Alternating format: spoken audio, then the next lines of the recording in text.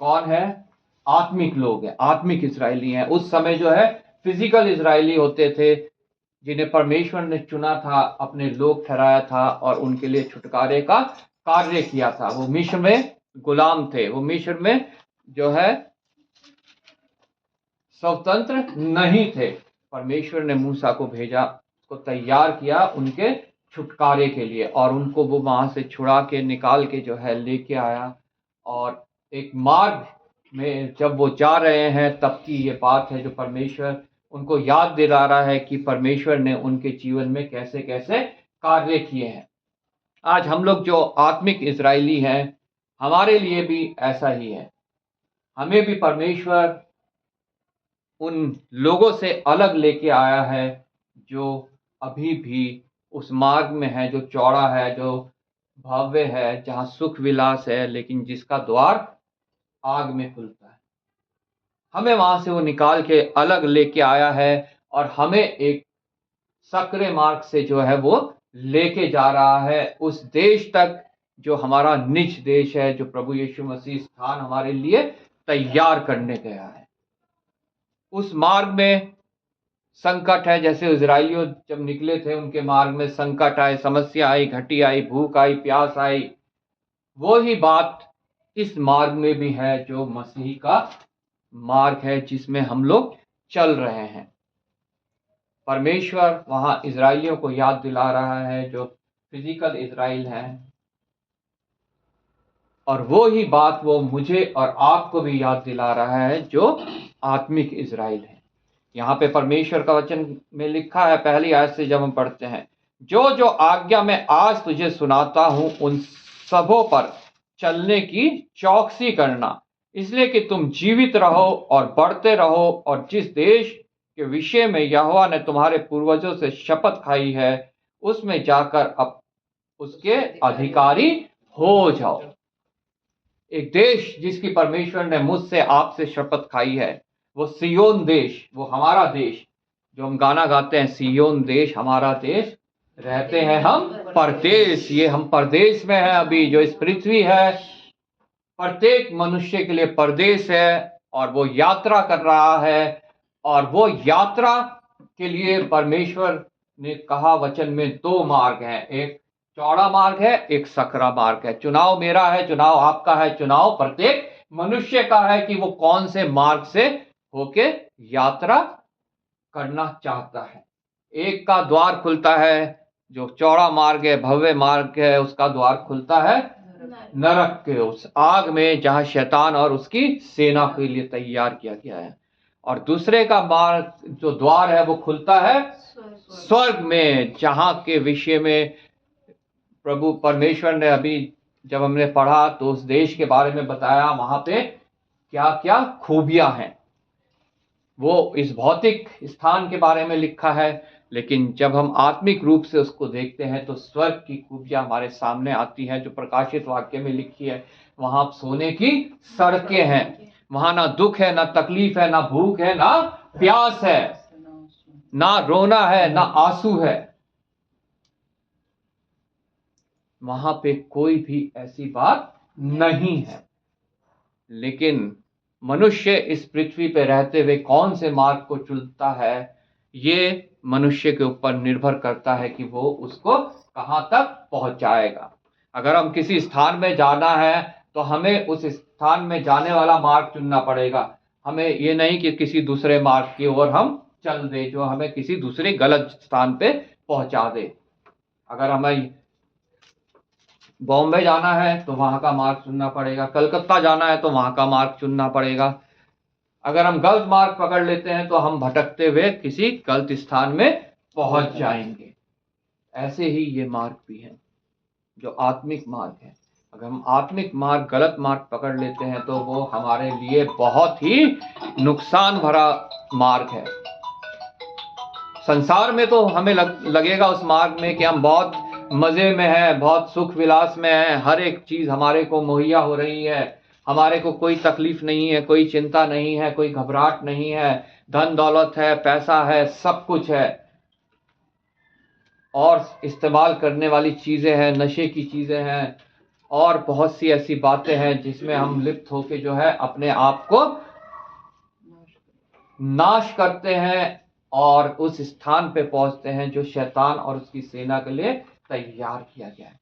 जो परमेश्वर का मार्ग है वो सकरा है, उसमें हमें तकलीफ होती है, समस्याएं आती हैं, उसके विषय में अभी हम आगे पढ़ेंगे। लेकिन सबसे पहले प्रभु का वचन हमें कहता है, जो जो आज्ञा मैं आज तुझे सुनाता हूं उन सभी पर चलने की चौकसी करना। वो आज्ञाएं हमें कहाँ मिलती है? इस पवित्र पुस्तक में। हालेलुया। और वो हमें कहीं से भी नहीं मिल सकती है। वो किसी मनुष्य की आज्ञा नहीं है, वो सिर्फ और सिर्फ परमेश्वर की आज्ञा है जो इस पुस्तक में है, और कहीं संसार में हम उसको प्राप्त नहीं कर सकते हैं। इसलिए कि तुम जीवित रहो। अगर हमें जीवित रहना है, अगर तुम जीवित रहो, वो भौतिक इजराइलियों को उस समय कहा जा रहा है शारीरिक जीवित रहने के लिए, लेकिन मुझे और आपको कह रहा है आज उस अनंत जीवन के लिए। अगर हम चाहते हैं कि हम अनंत जीवन को प्राप्त करें तो हमें इसमें जो आज्ञाएं लिखी हैं उन पर चलने की चौकसी करना बहुत आवश्यक है। हालेलुया। और जिस देश के विषय में यहोवा ने तुम्हारे पूर्वजों से शपथ खाई है उसमें जाकर उसके अधिकारी हो जाओ। मुझे और आपसे परमेश्वर ने शपथ खाई है कि उसके पुत्र पर जो विश्वास करेगा, उसके बलिदान पर जो विश्वास करेगा, उसके लहू के द्वारा जो शुद्ध होगा वो ग्रहण किया जाएगा उस देश में जिसकी शपथ परमेश्वर ने मेरे से और आपसे खाई है। और जब हम उस देश में पहुंचेंगे तो हम उसके अधिकारी हो जाएंगे, और कोई जन उस देश का अधिकारी नहीं होगा, सिर्फ वो जन। अनंत जीवन क्या है? प्रभु के वचन में लिखा है कि वो पिता को और जिसको उसने भेजा पुत्र को जाने और उस पर विश्वास करें। हालेलुया। अगर हम अनंत जीवन पाना चाहते हैं, उस देश में पहुंचना चाहते हैं, तो हमें परमेश्वर की आज्ञाओं को मानना बहुत आवश्यक है। तुम्हारे पूर्वजों से खाई है ताकि तुम उसके अधिकारी हो जाओ। और स्मरण रख कि तेरा परमेश्वर यहोवा उन 40 वर्षों में तुझे सारे जंगल के मार्ग से इसलिए ले आया कि वह तुझे नम्र बनाए। उन 40 वर्षों में उन फिजिकल इजराइलियों को परमेश्वर लेके चला, क्यों? ताकि उन्हें नम्र बनाए। आज परमेश्वर मुझे और आपको इस संसार के जंगल से लिए चल रहा है। हम चाहे कितने साल के हो गए हों, आज उतने साल तक उसने हमें लेके चला है ताकि हमें नम्र बनाए। वो ये नहीं चाहता कि हम नम्र ना बने, क्योंकि अगर हम नम्र नहीं बनेंगे तो हम उसको देख नहीं पाएंगे। प्रभु का वचन कहता है जो नम्र है वो उसको देखने पाएगा। हालेलुया। इसलिए वो चाहता है कि हम नम्र बने। इसलिए उन इजराइलियों को वो 40 वर्ष उस जंगल, उस बीहड़, उस तकलीफ में से लेके गया ताकि वो नम्र बने। आज जब हम इस मार्ग में चल रहे हैं जो सकरा है, परमेश्वर चाहता है हम नम्र बने, हम नम्र बने ताकि हम उस तक पहुंचने पाए, हम उसको देखने पाए कि वह तुझे नम्र बनाए और तेरी परीक्षा कर कर यह जान ले। बहुत इंपॉर्टेंट बात, हमारी परीक्षा भी परमेश्वर करता है। वो तेरी परीक्षा करे। वो क्यों करता है परीक्षा? हमें कष्ट देने के लिए नहीं, हमें तकलीफ देने के लिए नहीं, बल्कि इसीलिए ताकि हमें जान ले कि तेरे मन में क्या है। हालेलुया। मेरे मन में क्या है, आपके मन में क्या है, जितने प्रभु के पास लोग आ रहे हैं उनके मन में क्या है? सिर्फ वो इस संसार भर की सुख सुविधा के लिए, बीमारी से छुटकारा पाने के लिए, संतान प्राप्ति के लिए, नौकरी प्राप्ति के लिए, कलेशों से, कर्ज से छुटकारे के लिए, कोर्ट केस से छुटकारे के लिए परमेश्वर के सामने दुआ करवाने आ रहे हैं कि वो उस इंतजाम पर, उसके गुप्त मनोरथ को मानते हुए कि जो उसने अपने पुत्र के द्वारा एक उत्तम इंतजाम किया जो मेरे और आपके उद्धार के लिए है, जो हमें उस देश में पहुंचाने के लिए है जिसका उसने हमसे वादा किया है, उसको लेकर उसके समीप आ रहे हैं। प्रभु का वचन कहता है जितने इस शारीरिक जीवन में ही उससे कुछ पाना चाहते हैं उनसे अभागा कोई नहीं है। उनसे अभागा कोई नहीं है। मुझे और आपको आज जांचने का मौका है कि हम प्रभु यीशु मसीह के समक्ष, हम कलीसिया में, हम उसके पास किस वजह से आ रहे हैं। Hallelujah, hallelujah. वो हमारे मनों को जांचता है, वो हमारे विचारों को दूर से पहचान लेता है। प्रभु का वचन कहता है हमारा उठना बैठना, हमारा चलना फिरना, सब कुछ जो है वो जानता है। उसने हमें चारों तरफ से घेर रखा है, आगे पीछे ऊपर नीचे सब तरफ से घेर रखा है, और हमारे विचारों को दूर ही से वो पहचान लेता है कि हमारे अंदर क्या चल रहा है। उससे कुछ छिपा नहीं सकते हैं। मनुष्यों से हम छिपा सकते हैं, लेकिन उससे हम कुछ भी छुपा नहीं सकते हैं। इसलिए वो हमारी परीक्षा करता है। हमारे पर बीमारी आती है, हमारे पर तकलीफ आती है, कलेश संकट समस्या आती है, कि हम किस उद्देश्य को लेकर परमेश्वर के सामने जा रहे हैं। लोग इधर उधर भटकने लगते हैं। फलानी कलीसिया चले जाओ, फलाने पास्टर से जाके प्रेयर करा लो, फलाने जगह जाके दिया जला दो, फलाने जगह जाके मोमबत्ती जला दो, फलानी जगह जाके धूप बत्ती जला दो। लेकिन परमेश्वर का वचन साफ कहता है कि वो हमें परीक्षा में इसलिए डालता है ताकि हमारे मन को जांच सके कि हमारे अंदर क्या है। हम सच्चे परमेश्वर के पास उद्धार को पाने आ रहे हैं, कि हम सिर्फ इस शारीरिक जीवन में उन बातों से छुटकारा पाने आ रहे हैं जो हमें परेशान कर रही हैं। प्रभु का वचन हमें बताता है कि हमें उसके पास उस उद्धार को पाने आना चाहिए, जो उद्धार हमारे को देने के लिए उसने अपने इकलौते पुत्र का बलिदान कर दिया, उसे सूली पर चढ़ने दिया, उसका रक्त बहने दिया, उसको मृत्यु सहने दी,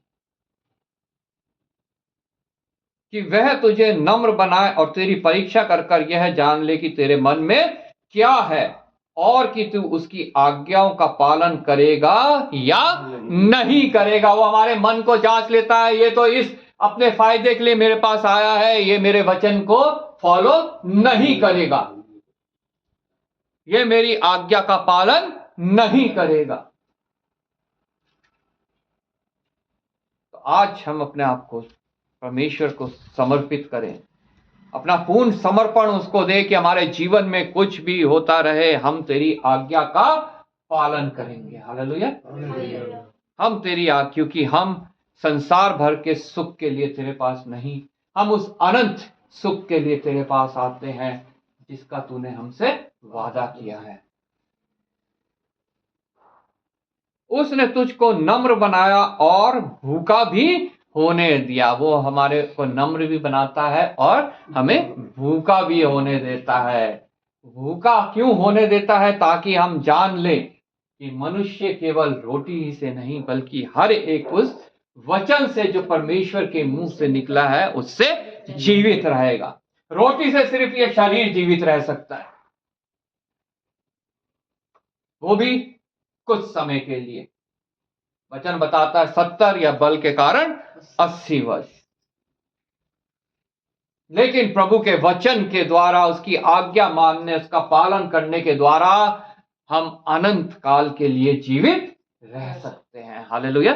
ये शरीर खत्म हो जाएगा, उसके बाद भी हम जीवित रहेंगे। उसने तुझे नम्र बनाया और भूखा भी होने दिया। फिर वह मन्ना जिसे ना तू और ना तेरा पुरखा ही जानते थे, वही तुझको खिलाया, इसलिए कि वह तुझको सिखाए कि मनुष्य केवल रोटी ही से नहीं जीवित रहता, परंतु जो जो वचन यहोवा के मुंह से निकला है उन ही से वह जीवित रहता है। उसने होने तुम्हें भूखा होने दिया और फिर वह मन्ना खिलाया जिसे ना मैं जानता ना मेरे पूर्वज जानते थे। हम तो अंधेरे में फंसे हुए थे, हम तो संसारिक बातों में फंसे हुए थे, हमारे पूर्वज भी और हम लोग भी। हम मूर्ति पूजा में थे, हम अंधविश्वास में थे, हम व्यर्थ की आस्थाओं में लीन थे। लेकिन इस मन्ना को, ये मन्ना क्या है आज के दिन? ये पवित्र वचन। हालेलुया। इसको हम नहीं जानते थे, लेकिन आज हम इसको जानते हैं, और हम ये जानते हैं कि इस मनुष्य केवल इसी के द्वारा जो है जीवित रहेगा। हालेलुया। फिर वह मन्ना जिसे ना तू और ना तेरे पुरखा ही जानते थे, वही तुझको खिलाया। आज हमारे को ये परमेश्वर खिला रहा है। हालेलुया। धर्म के भूखे प्यासे तृप्त किए जाएंगे। इसलिए प्रत्येक वो जन जो इस मन्ना को खाता है वो तृप्त किया जाता है, उसे फिर संसार की भूख नहीं रहती। उसकी वो सब बातें जो शरीर की अभिलाषा है, आंखों का घमंड है, जीविका, आंखों की अभिलाषा है, जीविका का घमंड है, सब उससे दूर हो जाता है और वो एक बिल्कुल नया इंसान बन जाता है। हालेलुया। हम सब पहले ऐसे ही थे। प्रभु के वचन में लिखा है हम सब पहले ऐसे ही थे, लेकिन उसके द्वारा, प्रभु यीशु मसीह के बलिदान के द्वारा हम सब बदल गए हैं। आमीन। आज हम उन बातों से सबसे छुटकारा पा चुके हैं जो हमारे नाश की हैं, जो शैतान की ओर से है, जो सिर्फ चोरी करने, घात करने और नाश करने के लिए हमारे जीवन में आता है। हालेलुया।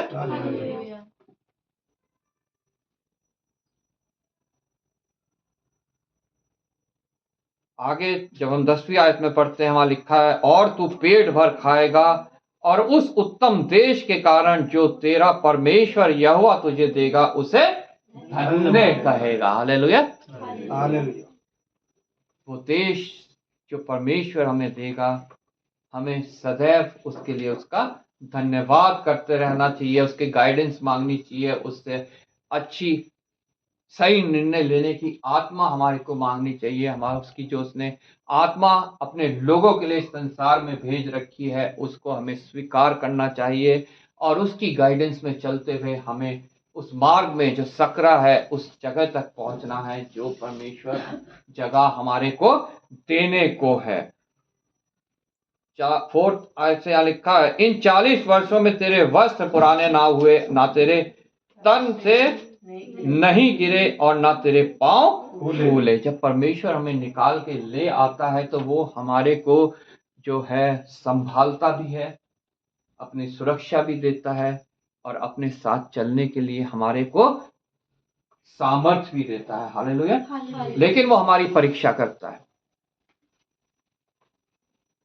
आगे यहाँ पे लिखा है फिर अपने मन में तेरे तन से पांव फूले, फिर अपने मन में यह तो विचार कर कि जैसा कोई अपने बेटे को ताड़ना देता है वैसे ही तेरा परमेश्वर यहोवा तुझको ताड़ना देता है। हालेलुया। तेरे सोटी और तेरे लाठी से मुझे शांति मिलती है। दाऊद ने ये कहा, क्या मुझे उसके सोटे और लाठी से शांति मिलती है या हम उसको ताड़ना समझते हैं? वो ताड़ना देता है हमें ताकि हम सही मार्ग में आ जाएं।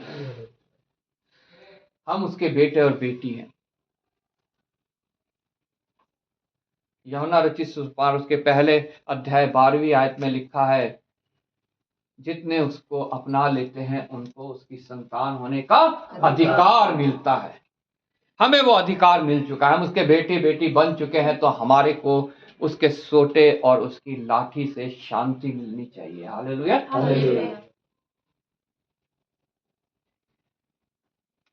पहला कुरिन्थियों उसके 11वें अध्याय 32 आयत में लिखा है वो हमें इसलिए ताड़ना देता है ताकि हम संसार के साथ दोषी ना ठहरे, ना गिने जाएं। हालेलुया। उस ताड़ना को सह के हम वापस उस मार्ग में सीधा चलने लगे जो उसने मेरे और आपके लिए ठहराया है, ताकि हम उस संसार के साथ जो है दोषी ठहर के उस स्थान में ना पहुंचे जो शैतान और उसकी सेना के लिए तैयार किया गया। प्रभु का वचन कहता है जब संसारिक पिता ताड़ना दे सकता है तो वो तो हमारा स्वर्गीय पिता है। इसीलिए वो हमें ताड़ना देता है ताकि हम सही मार्ग पर चल सके। फिर फिर अपने मन में यह ना विचार कर कि जैसा कोई अपने बेटे को ताड़ना देता है, वैसे ही तेरा परमेश्वर यहोवा तुझको ताड़ना देता है। जब इस बात को हम समझ जाएंगे तो निश्चय हम समझ जाएंगे, जैसा हमारा संसारिक पिता हमें ताड़ना देता है जब हम गलत करते हैं, तो उसे हमारे स्वर्गीय पिता का तो और भी अधिकार है कि वो हमें ताड़ना दे। इसलिए अपने परमेश्वर यहोवा की आज्ञाओं का पालन करते हुए उसके मार्गों पर चलना। हालेलुया। अपने पिता की आज्ञाओं का पालन करना बहुत आवश्यक है। संसारिक पिता की आज्ञाओं का पालन करना और स्वर्गीय पिता की आज्ञा का पालन करना स्वर्गीय पिता की और भी बहुत आवश्यक है, क्योंकि जब हम उसकी आज्ञाओं का पालन करेंगे तो हम संसार में हर एक उस बात को करेंगे जो उसकी आज्ञा के द्वारा हम तक पहुंची है, जो इन वचन के द्वारा हम तक पहुंची है। हालेलुया। इसलिए अपने परमेश्वर यहोवा की आज्ञाओं का पालन करते हुए उसके मार्गों पर चलना और उसका भय मानते रहना। हालेलुया। क्योंकि तेरा परमेश्वर यहोवा तुझे एक उत्तम देश में लिए जा रहा है, जो जल की नदियों का और तराइयों और पहाड़ियों का से निकले हुए गहरे गहरे स्रोतों का देश है। फिर वह गेहूं की जौ दाखलता, ये सब बातें उन इजरायली के लिए लिखी गई हैं जो भौतिक इजराइल थे, जो फिजिकल इजराइल थे। लेकिन आज हमारे लिए प्रकाशित वाक्य में लिखा गया है, ना दुख है, ना तकलीफ है, ना भूख है, ना प्यास है, ना आंसू है उस देश में। और हमारा परमेश्वर हमारी अगुवाई करते हुए उस उत्तम देश में लिए जा रहा है। हालेलुया। और उसकी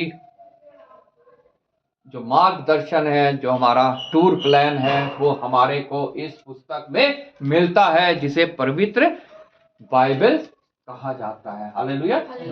हम कहीं जाते हैं तो हम एक अपना टूर मैप बनाते हैं, एक आइटिनरी बनाते हैं कि हमें यहां से यहां जाएंगे, यहां से यहां जाएंगे, यहां से यहां जाएंगे। ये पुस्तक हमें स्वर्ग तक पहुंचाने का गाइड मैप है। ये हमें वहां तक पहुंचाता है परमेश्वर की अगुवाई में, क्योंकि तेरा परमेश्वर यहोवा तुझे एक उत्तम देश में लिए जा रहा है, जो जल की ये सारी उस जगह की वो लिखी हुई है, क्या क्या वहां की खूबियां हैं। और अंत में जो 10वीं आयत हमने पढ़ी, तू पेट भर खाएगा और उस उत्तम देश के कारण जो तेरा परमेश्वर यहोवा तुझे देगा उसे धन्य कहेगा। हालेलुया। आज हमें अपने आप को जांचना है। प्रभु का वचन हमें बताता है कि इजरायलियों ने बलवा किया, कुड़कुड़ाए, बुड़बुड़ाए और उस स्थान तक नहीं पहुंचने पाए जिसके विषय में अभी हमने पढ़ा, यहाँ पे जहां परमेश्वर उन्हें पहुंचाना चाहता था। वही दशा मेरी भी हो सकती है, आपकी भी हो सकती है कि हम वहां नहीं पहुंचने पाए। अगर हम उसकी आज्ञाओं का पालन नहीं करेंगे, उसका भय नहीं मानेंगे, कुड़कुड़ाएंगे, बुड़ाएंगे, हम ये नहीं समझेंगे कि ये परीक्षा हमारे ऊपर क्यों आई है, ये समस्या, ये बीमारी, ये तकलीफ हमारे ऊपर क्यों आई है, नहीं समझेंगे। हम उसकी सोटे और उसकी लाठी को शांति की तरह नहीं ग्रहण करेंगे जिससे हमें शांति मिलती है, तो हम भी जो है नाश हो सकते हैं। क्योंकि अभी हम यात्रा में हैं, अभी हम उस मुकाम तक पहुंचे नहीं हैं जहां वो हमें पहुंचाना चाहता है, लेकिन हम पहुंच सकते हैं इस गाइड मैप के गाइडेंस के द्वारा। हालेलुया। ये गाइड मैप है हमारा। जब हम पहले समय में ट्रांजिस्टर सुनते थे, हम ट्रांजिस्टर ऑन करते थे और आवाज आती थी। वो आवाज जो है कहां से आती है ये पता नहीं चलता, वो एक